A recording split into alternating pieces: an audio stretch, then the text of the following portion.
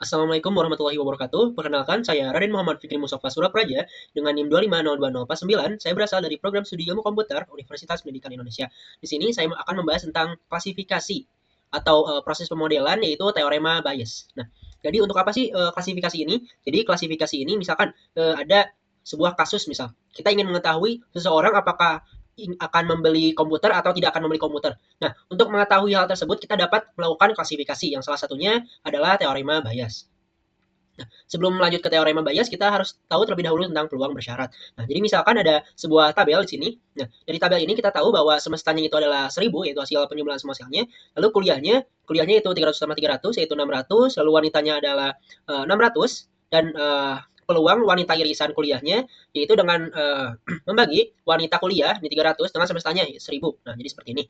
Nah, ini itu menggunakan cara biasa. Nah, bisa juga menggunakan peluang bersyarat. Nah, caranya bagaimana? Yaitu nih peluang wanita irisan kuliah itu sama dengan peluang wanita dengan syarat kuliah dikali peluang kuliah. Nah, jadi di sini wanita kuliah yaitu 300. Nah, untuk penyebutnya itu bukan semestanya, tetapi adalah kuliah. Kenapa? Karena di sini adalah syaratnya kuliah. Jadi, kuliah itu adalah totalnya 600, maka oleh karena itu wanita kuliah atau 300 dibagi dendang total kuliah yaitu 600. Lalu dikalikan dengan peluang kuliah. Peluang kuliah itu ada 600 lalu dibagi 1000 atau semestanya. Jadi sama dengan 300 dibagi 1000. Nah, ini sama dengan cara biasa. Nah, dari rumus ini, rumus peluang bersyarat, kita akan menurunkannya menjadi teorema Bayes. Caranya gimana? Ya, kita modifikasi dahulu rumus dari peluang bersyarat ini. Caranya kita pindah ruaskan peluang kuliah ke ruas kiri. Sesudah itu kita tukar ruas kirinya menjadi ruas kanan dan begitu pula sebaliknya, ruas kanannya menjadi ruas kiri. Nah, nanti hasilnya seperti ini.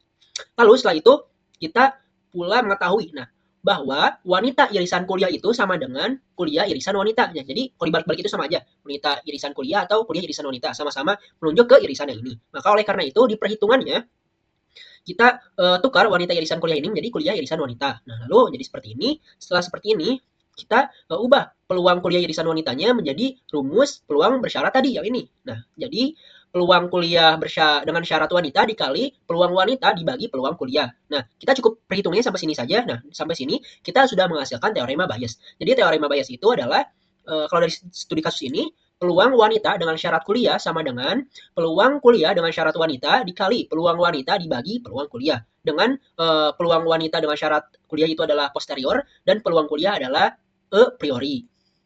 Nah, dari rumus tadi kita bisa turunkan lagi menjadi naive Bayes. Nah, caranya itu bagaimana? Pertama kita ubah dulu wanita ini menjadi kelas ke I. Nah, kelas ke I jadi CI seperti ini. Lalu untuk K-nya kita ubah menjadi atribut dengan simbol A besar. Nah, ini setelah diubah menjadi seperti ini. Nah, dia kita perhatikan kembali, kan klasifikasi ini tujuannya adalah untuk membuat seperti menentukan kemungkinan apakah misalnya studi kasusnya membeli sebuah komputer. Nah, apakah orang tersebut akan membeli komputer atau tidak membeli komputer? Nah, membeli komputer dan tidak membeli komputer itu adalah I-nya.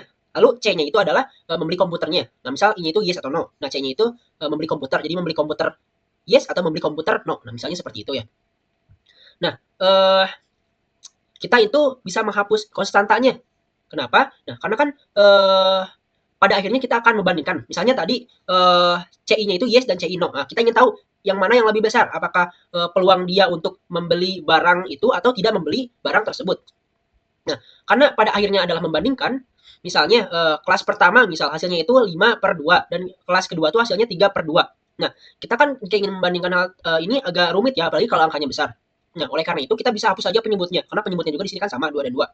Nah, jadi menghasilkan 5 lebih besar dari 3. Jadi dengan itu gampang lebih mudah untuk dihitung perbandingannya itu. Nah, jadi kita bisa menghapus peluang atribut ini. Jadi seperti ini nantinya.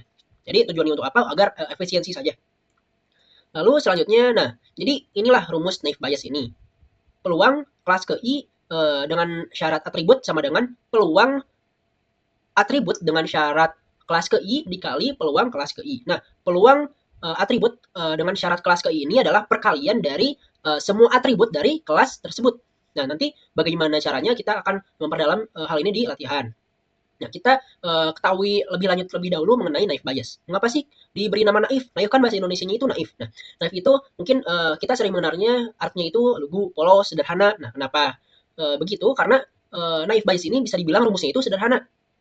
Makanya dinamakan naive Bayes. Misalnya ada studi kasus. Nah, pada umumnya itu seperti ini alurnya. Jadi misalkan ada alur seperti ini. Jadi misalnya nih ada gempa atau penyusupan. Nah, gempa atau penyusupan ini bisa menghasilkan alarm. Jadi dengan kata lain alarm ini dipengaruhi oleh gempa atau penyusupan. Nah, lalu alarm ini akan menghasilkan telepon dari John atau telepon dari Mary. Nah, jadi dengan kata lain telepon dari John dan telepon dari Mary ini dipengaruhi oleh alarm. Nah, telepon dari John dan telepon dari Mary ini akan menghasilkan tadi telepon. Nah, yang mana kita ibaratkan telepon ini adalah kelasnya, sementara yang lainnya adalah atributnya. Kan kita mengetahui bahwa setiap atribut ini saling mempengaruhi ya untuk mencapai suatu kelas tertentu. Nah, itu pada umumnya. Tetapi jika kita menggunakan naive Bayes, hubungan-hubungan saling mempengaruhi ini tidak dianggap. Nah, jadi semua atributnya itu akan dianggap setara. Jadi setiap atribut itu dianggap tidak saling mempengaruhi. Jadi setiap atributnya itu langsung mengarah kepada kelasnya tanpa dilihat terlebih dahulu pengaruh antara atributnya. Atau ini juga biasanya disebut ceteris paribus, atau di mana variabel yang satu mempengaruhi variabel yang lain, tetapi mengesampingkan variabel-variabel yang lainnya. Kita langsung saja ke latihannya. Nah, misalnya ada tabel seperti ini. Misalnya nih, kita kelasnya itu Bayes komputer. Maksudnya kita ingin mengetahui nih, apakah seorang itu akan membeli komputer atau tidak. Nah, no itu berarti tidak membeli komputer, dan yes itu membeli komputer. Nah, kita ingin mengetahui nih. Nah, klasifikasinya menggunakan algoritma naive Bayes. Kelasnya tadi menggunakan Bayes komputer, yes itu akan membeli, no itu tidak akan membeli. Jadi kelas 1-nya itu yes, kelas 2 itu no. Nah, misalnya nih atributnya. Klasifikasi atributnya itu age-nya itu youth, jadi orangnya itu muda, terus income-nya itu penghasilnya itu menengah atau medium, lalu dia itu student, di sini yes student, lalu credit rating-nya itu fair. Jadi kita akan mengklasifikasikan apakah orang dengan age, youth, income medium, student dan credit rating fair ini akan membeli komputer atau tidak. Nah, menggunakan klasifikasi naive Bayes ini. Caranya yaitu kita implementasikan naive Bayes ini. Pertama-tama kita komposisi kelas data terlebih dahulu. Nah, Bayes komputer atau membeli komputer yes itu kita ada berapa dari data ini? Kita mengetahui bahwa ada 9 yang yes dari Bayes komputer ini, dan yang no ini dari sini, yang no itu ada 5. Nah, total yes dan no ini ada 14, jadi total data ini semuanya ada 14. Nah, dari data tersebut kita lakukan pemodelan atau peluang kelas ke I. Nah, kita kelas Bayes komputer yang yes-nya dulu. Yes-nya itu kan ada 9, dengan total semuanya ada 14, menghasilkan segini. Lalu yang no-nya juga sama, kita lakukan seperti itu. Nah, lalu kita ingat kembali klasifikasinya seperti apa, yaitu age-nya tadi youth, income yang medium, terus dia tuh student, dan credit rating-nya fair. Setelah itu, setelah kita mengetahui peluang yes-nya berapa dan peluang no-nya berapa, lalu kita perlu mengetahui juga peluang dari setiap atributnya. Tadi untuk atribut age-nya itu tadi youth, maka kita ketahui dulu yes-nya itu berapa. Yes-nya di sini ada 2, lalu total yes-nya ada 9, lalu tinggal dibagi saja. Begitupun dengan yang no-nya, yang no di sini youth ada 9, lalu total yang no itu ada 5, lalu kita bagi segini-segini, yang income pun sama, mediumnya yang yes itu ada 4, lalu dibagi total yang yes ada 9, jadi hasilnya segini, yang no pun sama, yang no di medium itu ada 2, lalu dibagi total yang no ada 5. Nah, begitu pula dengan yang student yes dan credit rating fair. Lalu kita akan menghasilkan yes dan no-nya berapa dari masing-masing atribut. Nah, setelah itu, kita ke sini nih.